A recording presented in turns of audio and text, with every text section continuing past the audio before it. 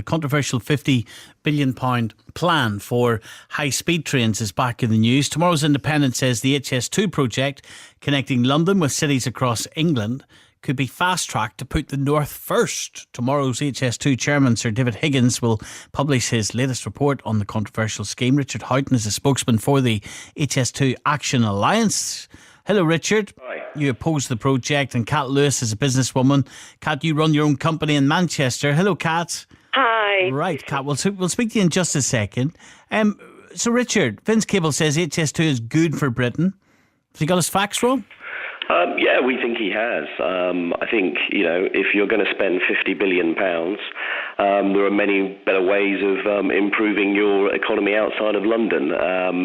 Interesting public opinion poll in the Observer today, 64% of people wanted the investment to go into connecting Manchester, Birmingham, Leeds, Sheffield, Edinburgh, the intra-regional connections before you connect yourself to London, which is, I think it's 10 times bigger than any other economy in the country, and it's obviously driven by international money to far greater extent. So our concerns, I guess, is that this money isn't going where it should go, and we're a bit concerned that it's going to suck the money closer to London.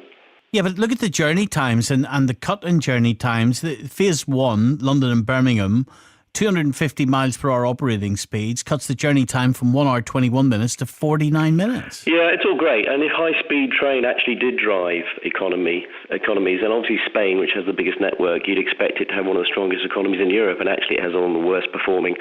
There is, unfortunately for the government, no academic research or real-world evidence that high-speed rail actually grows economies. And certainly in France, we've seen the dominant city, Paris, sucking people in, and those cities and towns connected to Paris by high-speed rail losing their regional headquarters as people move back to Paris. So I'm afraid, while it sounds good, and I think it's a political project, not a transport one, it sounds very shiny and very nice, the figures and the facts don't just support it. Kat? Well, none of us want to live in a one-city state, but the reality is that London is a very important economic centre in this country. And I've been travelling down on the West Coast Main Line, which is the busiest route in the country in terms of population served, once a week, if not twice a week, for the last 12 years. And, since I set up my company in 2007, that's resulted in me being able to employ, create jobs for and employ, between up to 30 people at any one time. And the truth is that lots of other businessmen and women are on that line week in, week out, because London still is very, very important, and we have to win our business in London and bring it back to the regions, and that's the way that this country's operated, for hundreds of years. And you don't think that model could change? You say just because it's operated like that in the past? I would really like it to change, but to be honest, if they put railways in, improved railways across the country between, say, Manchester and Leeds, it wouldn't help me at all. I don't have any clients in Leeds, and it wouldn't help many of the other businesses. I speak to people on the train, and they're all people who are doing business with headquarters in London or with clients in London, and that's the way this country works. Yeah, and I agree, and I think London's generating jobs at 10 times the speed of the rest of the UK, according to the Centre of Cities. But the challenge that I think Manchester and Birmingham face, and Birmingham is slightly different. I mean, Sir David Higgins has already said that connecting to Birmingham through HS2 will help the London property market, so people can commute from Birmingham, which is a real endorsement for Birmingham, obviously. But, what we're concerned about is that you'll see history repeating itself. I mean, 1974, West Coast Main Line was electrified finally. 2 years later, the Manchester Guardian shut up shop and moved to London because they said they can get their journalists back on reduced times. So I get, for those that are reliant on London, those businesses, then HS2 might get you there a bit quicker. But at the moment, what is it, just over 2 hours, and they run over 20 minutes? It's not a bad service. You're going to find that it might take the brightest and best out. And, if we said, here's £4 billion, Manchester, which is about 10% of the total cost, what would you want to invest it in to grow your local economy and grow your local businesses? I think it's highly unlikely that anybody would say we want a single train line to London. Well, this report that's coming out tomorrow, Richard, looks like it's going to be a big thumbs up. In other words, you're losing the argument. Well, no, it's going to be a big thumbs up because David Higgins gets paid $800,000 a year part-time to promote it. I think it's a hugely missed opportunity for the country. You know, with his track record in the Olympics and at rail track, he really had the opportunity to get down to the nuts and bolts on this. And what he's not telling you is there's £8.3 billion worth of cuts to existing train services to pay this.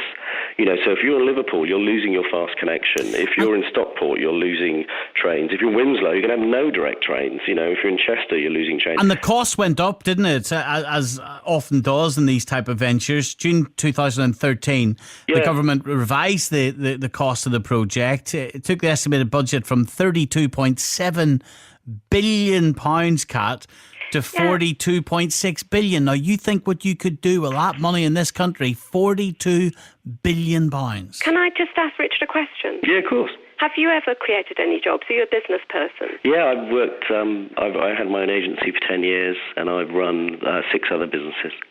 Now, how many people have you employed? At most, 190 when I was at my height.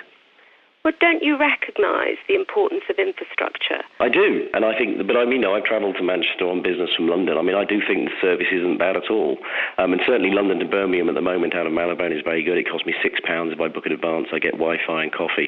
I'm not knocking infrastructure. Our point is we want the regional cities in this country to grow. It's best for everybody, but I just don't think a single train line running from London to Birmingham and on to Manchester is the answer. I just think, you know, the east to west connections in this country are awful. It's to Leeds as well. Yes, it's connecting up to Leeds. But, yeah. I mean, the truth is that those connections between kind of Manchester and Leeds, the cross-country connections, just aren't used, you know, to the same degree. They're used by commuters. You know, we employ people from Leeds, and equally, people from Manchester are employed in Leeds and commute every day. But it's not the same in terms of kind of creating business and generating business, and that's why we need, you know, infrastructure that isn't reliant essentially on technology that began in the 1800s. I mean, the West Coast line, you know, yes, it's been maintained, but it was actually laid out by several different companies, you know, beginning in 1837. And it's very curvaceous. It's not a great line. If we don't improve it now, when is it going to be improved? There are always reasons not to spend money on infrastructure, but it's absolutely fundamental to business. And as a businessman, you know that. Of course, and I just think this is the wrong piece of infrastructure. It's pretty straightforward to us, is that, you know, if you're going to, you need to invest in the West Coast Main Line. You need to invest in the lines coming into London Bridge and Paddington, which are running at 99% capacity. There aren't enough seats. West Coast Main Line on average, because they've got a lot of empty first-class tickets and because of the way that the flow goes to London, is running at 60% at capacity. It's one of the least busy lines. I appreciate it serves a big population, but these are all the DfT's figures. They're not ours. Okay. You know, it's just not. I mean, it's just not. Okay. The point is, if you're going to invest in capacity, then this is the wrong place to start. We're going to have to leave it there. Richard and Kat, thank you very much indeed.